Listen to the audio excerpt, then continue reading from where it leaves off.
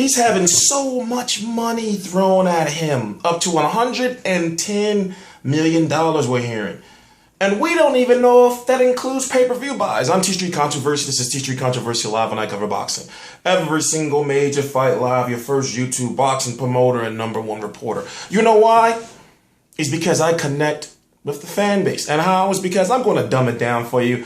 I'm not going to hit you with all the mumbo-jumbo, well, this company name, yada, yada, yada. All you need to know is that some very, very, very rich Middle Easterns said, fuck all those politics. We don't care who you work for or what network you fighting for. $110 million to fight Pacquiao. We don't know how much Pacquiao was getting. I guess they still say, all right, we'll give you that 80. That's cool. But $110 million. Floyd, get into the ring, Floyd. $110 million.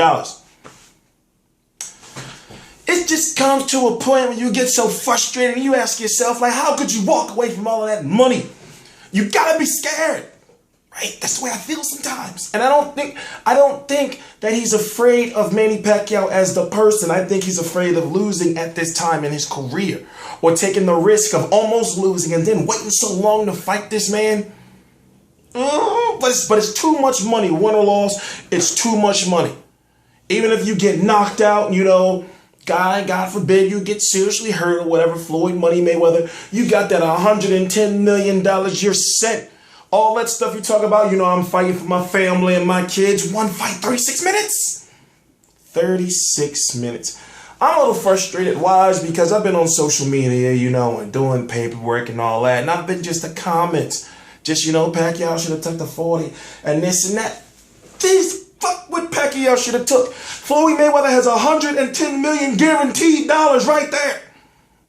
110. The hell. If you're a Mayweather fan, open your eyes. The hell. Straight down like whatever Pacquiao makes. What the hell with all that? Floyd's got $110 million right there. If Floyd comes out at a press conference and say, listen, I wanted to fight and they lost me $110 million because they don't want to sign a contract, and Bob Arum saying we want this stadium. Like, if he was to hold a press conference like that, everything would be solved. $110 million. 36 minutes. 36 minutes. I am TstreeT Controversy. This is TstreeT Controversy Live, Real Combat Media, and I cover every single major fight live. Boxing news, predictions, reviews, whatever you want. I got it right here. I'm going to say this. I said about a year ago that Mayweather versus Pacquiao was happening. But what we ran into was, how can I put it? Marcos Maidana. Marcos Maidana sort of put a kink in the plans and maybe helped to accelerate things a little bit, because if you think that Showtime, CBS, or whoever is going to allow Floyd Mayweather to take the chance of selling another fight that does not go over 1 million buys, then you're not a very smart business person, or you really don't have, you know, you shouldn't be here. That would mean he would be 1 in 5. Mr. I do 1 million pay-per-view buys every single time, which he was supposed to do. That's why he got signed to all that money. What if he goes 1 in 5? What if he fights Amir Khan, it does 975,000? 985,000. You can say they'll buy the rest of the pay-per-views, or, you know, fabricate the numbers. Still, to Showtime and to people in the know, they know, maybe the fans will know, but they'll know, like, listen, that's 1 in 5. And under 1 million. And then with your guy, you know, your guy, Stephen A. Smith, with your guy saying Showtime allegedly lost about $16 million between both of the Marcos Maidana fights, that's understood, because you got Floyd Mayweather get his $32 million off the top. Now, we know, even though none of the numbers were officially released, we know that Mayweather versus Maidana 1 and Mayweather versus Maidana 2 did not do what Floyd Mayweather numbers are supposed to do, especially when you're coming off of Saul Canelo Alvarez, the most lucrative fight in boxing history due to inflation. People just don't get it. And I sit up here every other day and I talk about the same shit and I say, it's happening, it's happening, it's happening. Negotiations are very sensitive. Any little thing can set anybody off. That's why about a week or two ago, or about 2 weeks before Pacquiao fought Algieri, there was a lot of buzz about the Mayweather fight. So everywhere Bob Arum went, he was talking about it till one interview. He just said, you know what, I'm done. I don't want to talk about this anymore. Because Steven Espinoza, the head of Showtime Sports, released a tweet. You know, I guess he was doing some of that late night, Saturday night tweeting. Oh, I know, you know, or that social media, and, you know, he just got pissed and he just said some shit. But you got to think, at that point in time, common sense would tell you, why would you jump on a deal, or why would Mayweather and his team put themselves into a situation where if Pacquiao loses to Algieri, he's already got that footing, he already got a fight floor. It just didn't make no sense. I don't want to talk about it. So when you look at the group, it's an investment group. They want the fight to happen in Abu Dhabi. And I'm thinking to myself, you know how those Arabians do. They stunt hard. So I'm picturing myself a ring with everything that would be metal or steel. It would be golden, you know, and then like the canvas would be like silk, the finest silk. You know, and then you'll have, you know, they'll be probably outside and it'll be like this big, you know, where the king's sitting, because they're going to be fighting for some king or for somebody. They're going to be fighting for some type of king or some type of prince if they're going to be giving Mayweather $110 million. You know, they be having gold guns. You've seen them already. They be having gold-plated cars, gold-plated lion. Like a lion is whole gold-plated, like he got a gold-plated mane. I'm dead serious. Like, listen, I would love to see this fight happen in Abu Dhabi because you would really experience the money team. If you don't know how they roll, you would experience the money team. I saw a photo with a dude. He had a golden shirt, gold-plated shirt. You know, he just sitting there with his mustache, his Arabian mustache. You know how they need to be stunting on some regular stuff, just gold chains and, you know, especially them Persians. Them Persians. But listen, let me stop. You know, let me stop when people think I'm some type of bigot or something. Listen, you know, everybody relax. We're talking about some boxing. And plus, I've been up for a nice little while. I got Gabriel Rosado versus David Lemieux weigh-ins coming up. That's what I do, by the way, December the 5th, 2014. Once again, TstreeT Concert. I'm treating this video like it's a Google Hangout. I look at it like this, ladies and gentlemen. With the rumors of Manny Pacquiao versus Chris Algieri only doing 320 to 10,000 pay-per-view buys, you have to understand to yourself that Bob Arum, okay. I got to remember now that I did a media call with Bob Arum, and Bob Arum expected for the pay-per-view to do about 700,000 pay-per-view buys. Maybe somebody told him that was unrealistic, and you know how old people just say stuff sometimes, you know, think about old people that you know in your life, people over 70 years old, you know, and Lord knows, you know, nice old people. But you got to think, they be saying some crazy shit sometimes. Old people just say stuff, you be like, all right, they old, you know. You got to think that about Bob Arum. He like 100. Well, he's like 15 years from 100. I know he's like 85, something like that. So you got to think, when I be listening to his interviews and everything, I be like, oh, he old. All right, that's what old people do. You know, so I know if I work with Bob Arum, I have to put up with old people shit. You know, just like Chris Algieri, his parents, he probably got to put up with their shit. You know, they probably old because he old.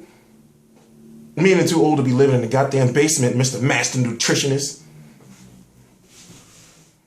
Let me calm down. Let me digress. People probably think like, yo, what's wrong with him today? Yo, I was sitting here and I was telling people on my Facebook that I was thinking about cutting my goatee, you know, until like an LB goatee. Then I just started getting bored, started watching all these YouTube videos. Oh. I've been cheating too. I drunk like, I'll be honest with you, since you know we're all friends here, I'll be honest with you. It's not good for me, but I don't drink coffee. So it's 3:02 p.m. right now. I drunk damn near this whole bottle of Pepsi. Look, it's only not that much left. In like an hour and a half, I'm wired. I know, stay away from the sugary drinks. I know, especially that shit. But moving on, I look at it like this. You have so many different outlets. You have so many different platforms trying to bait Floyd Mayweather into like, listen, just take the fight. Do you think those corporate people or those people that want to invest in Mayweather to fight Pacquiao, they want to give him $110 million. Do you think that those people care about, well, Manny Pacquiao don't do the pay-per-view buys I do? You think they want to hear that shit? You think they're gonna be like, no, well, I don't want Bob Arum to get. You think they want to hear that shit? They'll probably just give Bob Arum 50. Like, listen, Bob, you put everything together, but just stay outside of the fight. You think I believe that Mayweather really was offering, or they wanted to offer Bob Arum $10 million to, like, it does not make any sense to me. Does not. How do you tell somebody promoter to step aside? Then the veteran promoter too. And then at this point in time, we know it's not going to be just a straight Mayweather promotions venture. That's when you got to use common sense. So you're thinking, so you got to think to yourself, okay, all right. They're already trying to take Mayweather's date, meaning Golden Boy Promotions. Golden Boy Promotions knows that Al Heyman is not a promoter. Al Heyman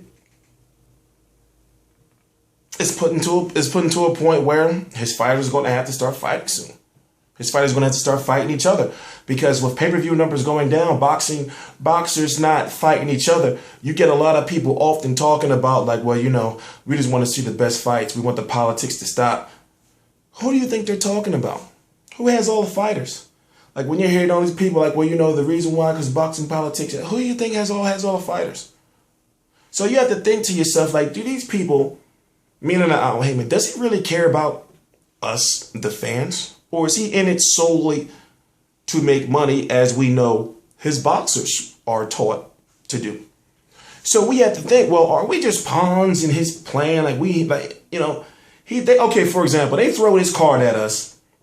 Amir Khan, Devin Alexander, Keith Thurman, Leonard Bundu, Jamel and Jamal Charlo of the Brothers Charlo, Victor Ortiz, and Babet Shumanov, Yoshihiro Kamagai. And they throw all these fighters on the card, but it's like, what have we been getting all year long? And now we're just like, yes, this card is gonna be, but we ain't been getting nothing. Are you getting conditioned? Are you getting conditioned? I'm not. I'm actually getting sick and tired of all this, to the point where I can go a lot harder if I want to, as far as, you know, bashing these promoters and all kind of stuff like that. But I'm really, if people know me and watch my videos in the past, I can start fucking some shit up, especially with my reach that I have now. You know, I'm very docile.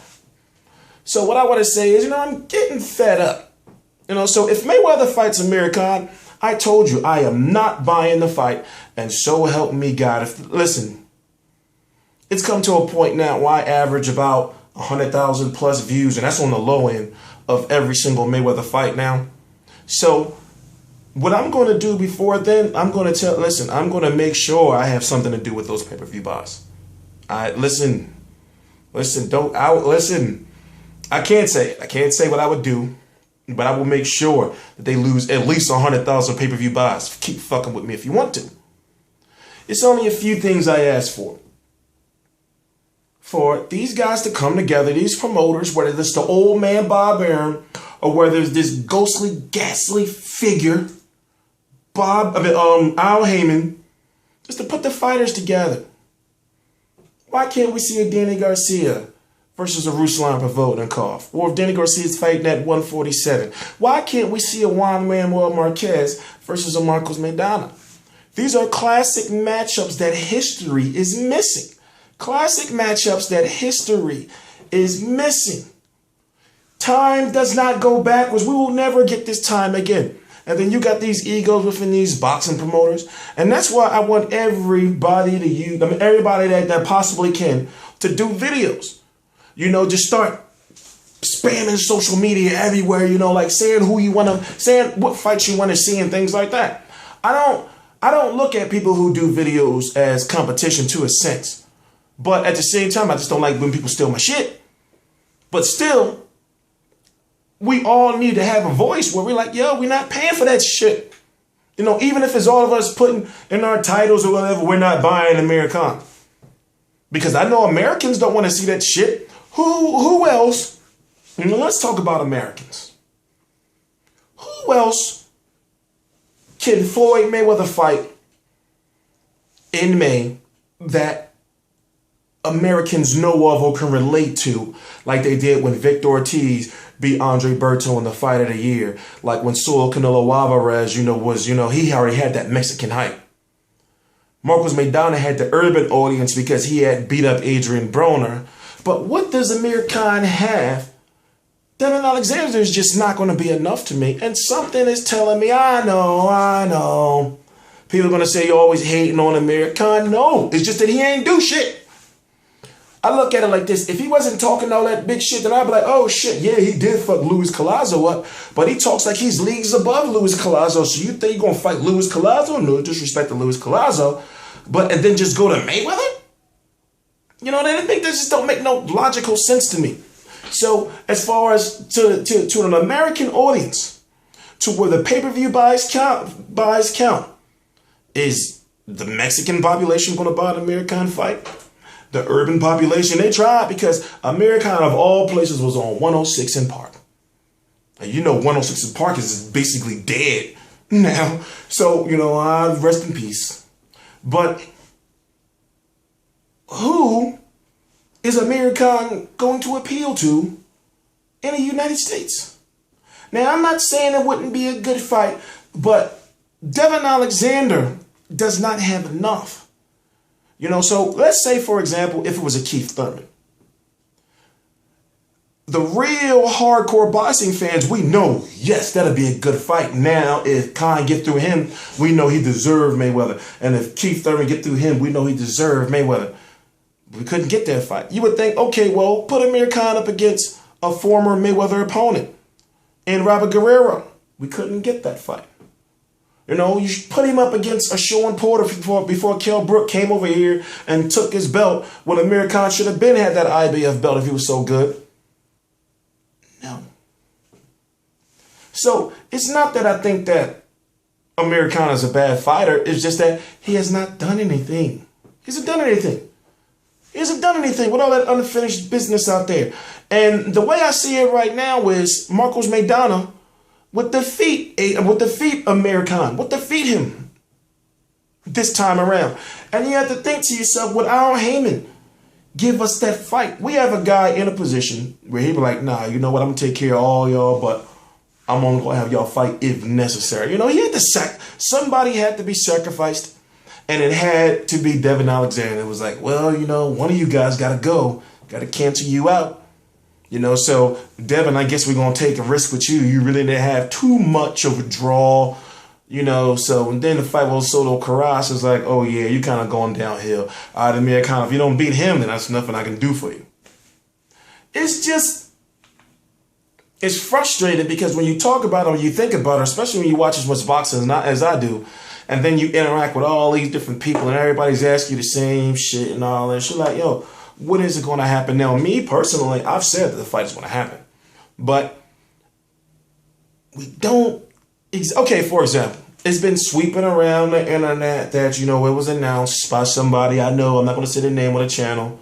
You know, that it's going to be happening on Christmas. I mean, they're going to announce it on Christmas. Now, if you really think about it, obviously that would be likely. You know, like, if you would do something like that, you would do it on Christmas. And then I'm thinking to myself, like, okay, well, where did you hear it from? But I know people say the same thing about me, but I'm thinking like, that's a pretty bold prediction, you know, to say it's going to happen on. But once again, if you think about it, it would be perfectly logical, right? To announce it before the beginning of the new year. And also, this is the type of fight that they were already negotiating during Chris Algieri. They were already negotiating. But this is the type of fight that you want to start promoting it in January, February, March. You want to give everybody a chance to start getting their tickets and getting over here. But guess what? Who's going to promote the fight? So many different questions, you know, and we won't find out until the contracts are signed and we know it's official. Now, people that don't feel the fight's going to happen, I want you to say this to yourself. They're not going to do it like they did it last time. They're not going to be all out in the media, all on ESPN. They're not going to be like that next time. Because if anything falls apart, they want to say, well, you know, we tried it, you know. But you should know that they are negotiating right now. In some way, in some shape, in some form. And of course, Al Heyman is involved. Now, when people say, you know, like, why won't Pacquiao fight Danny Garcia or any of those guys? If you can't make Mayweather versus Pacquiao, then you can't make all those lower level fights, you know, like involving Timothy Bradley versus, no, not Devin Alexander too, you know, versus a Marcos Maidana, or fights of that, you know, or Timothy Bradley versus a Matisse. You know, you can't make those fights until you make the higher end fight first. You can't do it. You know, so it is what it is. Of course, you'll hear all these Al Heyman fighters say, oh, yeah, I'll fight him and I want to fight him and all. These fighters don't listen. And then you'll hear him mumble under their breath. But you know, we got to talk to Al Heyman. T Street Controversy Live, Real Combat Media. Please subscribe.